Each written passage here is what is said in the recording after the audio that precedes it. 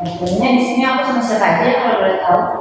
Aku sama dari Nanda, aku Zahra Putri, aku Abdul Rasyada. Oke, berarti aku di sini sama Kak Bila, Kak Zahra sama Kak Amrina.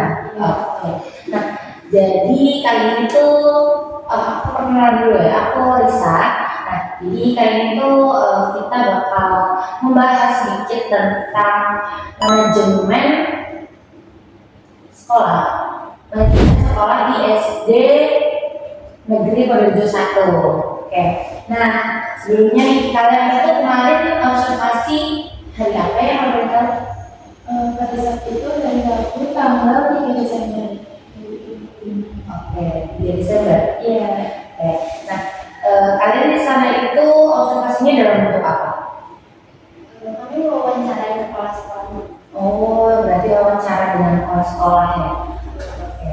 Nah, dari hasil tersebut nih, dari kalian kita kan mau bahas tentang manajemen sekolah nih. Pastinya yang pertama tentang pengantar manajemen sekolah. Dimana di situ itu pasti kalian pasti bakal nanyain ke kepala sekolah bagaimana sih di SD Negeri Purworejo 1 itu dalam manajemen fungsinya dalam seperti perencanaannya, pelaksanaannya dan penguasaan dalam kegiatan pembelajaran di kelas. Apakah kalian ada jawaban dari pertanyaan ini dari kepala sekolah? Kalau di SD itu setiap 1 bulan sebanyak 1 kali itu selalu diadakan rapat dalam melaksanakan program kerja sekolah. Jadi di situ ditemuin beberapa guru dan juga kepala sekolah dan nantinya di situ ada pembahasan mengenai gimana sih prosesnya di sekolah, sarana prasarana dan juga kalau ada masalah juga dibincangkan dalam program tersebut yang nantinya nanti akan dikasih solusi atas masalah tersebut seperti itu. Jadi itu emang selalu bakal ada rapat gitu. Iya. Itu mingguan atau bulanan atau tahunan kalau betul? Bulanan. Oh, bulanan ya.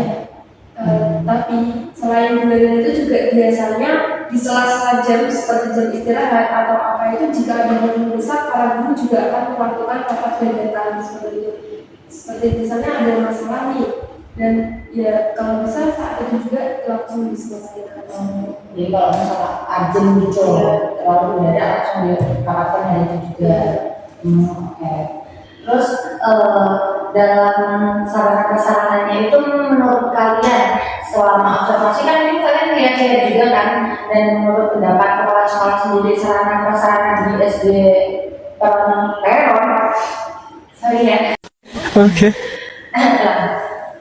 Nah, terus gimana nih menurut kalian selama observasi di sana? Kan kalian juga pasti mengamati kan sekitar, terus juga menurut kepala sekolah sendiri sarana prasarana di SD tersebut itu sudah layak atau sudah mencukupi atau malah sangat baik dari pendapat kalian dulu deh? Oke, menurut pandangan pribadi aku ya, sekolah itu Purworejo 1 itu kalau dibandingkan dengan SD lain itu menurutku udah sangat baik.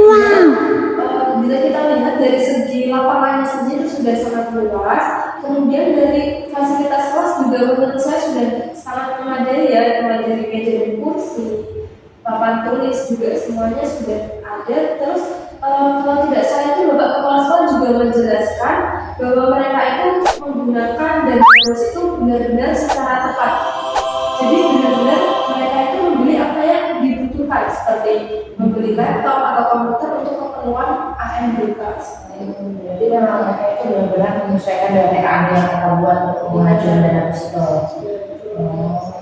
Lalu dari kepala sekolahnya sendiri juga mengatakan hal tersebut atau ada tambahan lain kayak seperti untuk sarana-sarana sebenarnya kamu masih ada yang kurang sedikit gitu, ada yang disebutkan kekurangannya beliau?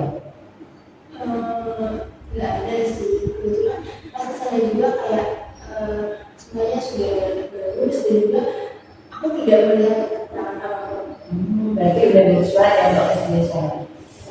Letaknya itu strategis kah atau malah maksudnya itu SD yang masih pelosok?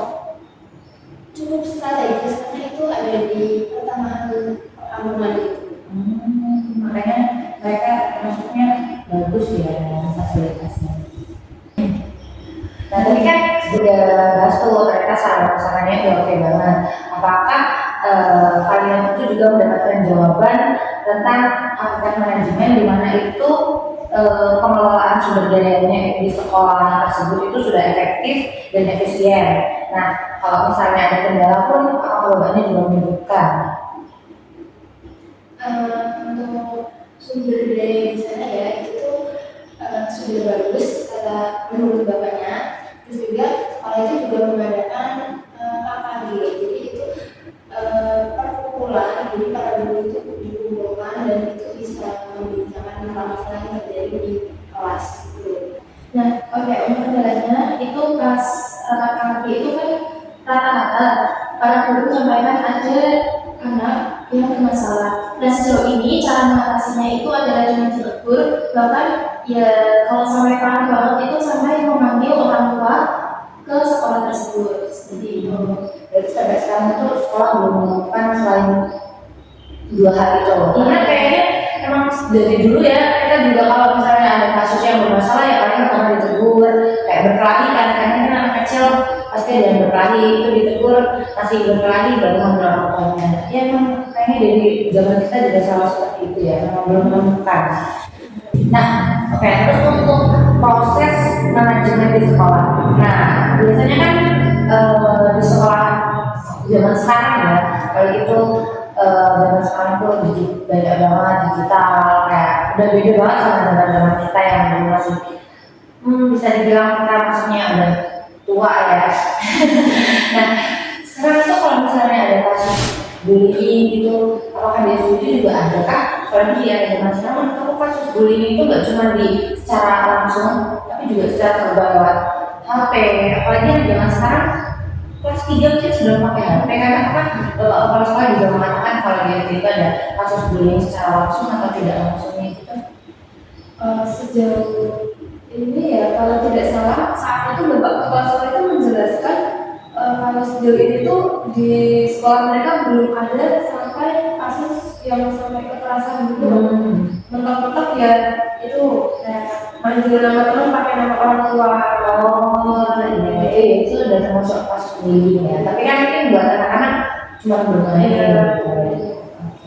Jadi SD itu termasuknya nggak terlalu banyak ya, nggak ada kasus bullying yang mengerikan. Nah, kan kita udah bahas juga menurutnya oke, nggak ada masalah. Sekarang kita coba dalam pembagian gurunya, dalam pengajarnya, terus juga dalam staf-stafnya, itu dalam pembagiannya apakah di SD tersebut masih ada guru yang mengajar 2 kelas atau mungkin kekurangan guru? Apakah kepala sekolah juga menjelaskan hal tersebut? Gurunya itu kekurangan guru itu kepala sekolah tidak menjelaskan secara langsung ya, tapi dari pemaparannya jadi guru-guru di sana itu dibebaskan untuk memilih kelasnya masing-masing, jadi tidak dipaksakan, jadi disuruh memilih maunya belajar kelas berapa. Nah tapi untuk seperti bagian DOKS, perpustakaan itu masih kosong, sehingga tuh guru yang mengajar di kelas itu juga terkadang mendapat pekerjaan tambahan untuk sekalian menjaga di perpustakaan DOKS. Oke, kan kalau sekarang ada program presiden ya, kan ada MBK juga. Nah di situ saya lihat ada beberapa guru yang seperti membereskan MBK siswa setelah dikonsumsi. Jadi guru tersebut tuh kayak membersihkan sisa-sisanya kemudian dikumpulkan menjadi satu yang nantinya akan disetor ke pihak SPPG seperti itu. Berarti untuk dalam ajar mengajar itu mungkin semuanya sudah pas ya, karena guru boleh memilih kan, berarti gurunya itu mungkin pas atau mungkin malah lebih. Cuman memang ada tambahan kerja untuk menjaga perpustakaan, menjaga UKS, terus juga membuat mungkin SPJ seperti itu ya. Nah, tadi kan cara pembagiannya nih dalam mengajar. Nah, dalam organisasi sendiri apakah guru-gurunya juga sudah terstruktur atau bagaimana? Apakah itu dijelaskan juga? Sudah dijelaskan, jadi dari SD Berjaya 1 itu di ruang kantornya itu terdapat struktur organisasi sekolahnya. Dan di situ ada visi sekolah, misi sekolah, dan juga ada struktur organisasi seperti kepala sekolahnya siapa, kemudian bapaknya siapa, guru sekolah siapa, kemudian stafnya juga seperti itu. Jadi teratur ya? Iya, ada soalnya. Makanya kalau misalnya itu dalam komunikasi dalam organisasi.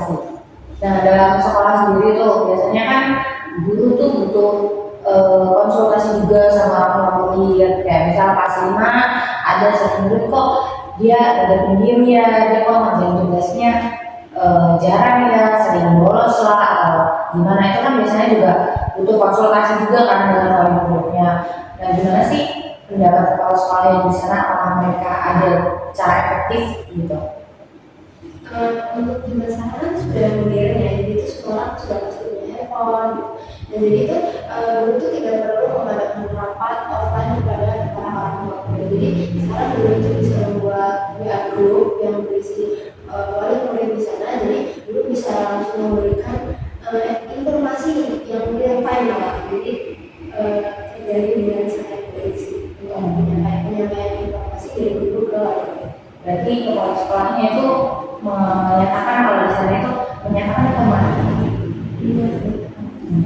Berarti dari kepala sekolah sendiri itu mengatakan kalau di sana itu udah pakai grup ya. Kok semua kebetulan mungkin di sana semua wali murid udah punya handphone, makanya mereka menggunakan grup WhatsApp.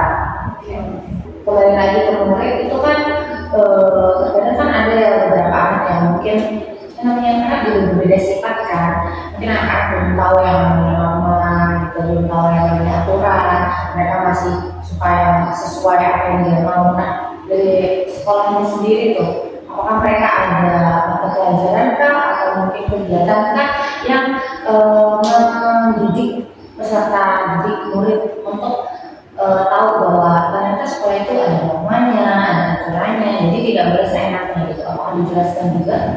Oke, jadi dari kepala sekolahnya itu tidak menjelaskan secara khusus menerapkan nilai-nilai itu dalam mata pelajaran, tetapi dari pihak sekolah itu sudah menegaskan dari anak-anak awal masuk itu setiap perbuatan yang mereka lakukan itu pasti akan ada sanksinya.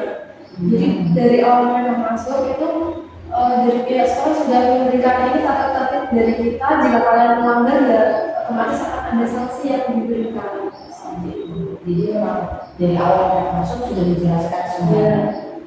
Itu sudah sangat baik ya, dalam sarana prasarana bahkan sampai aturan mereka itu sudah sangat baik ya.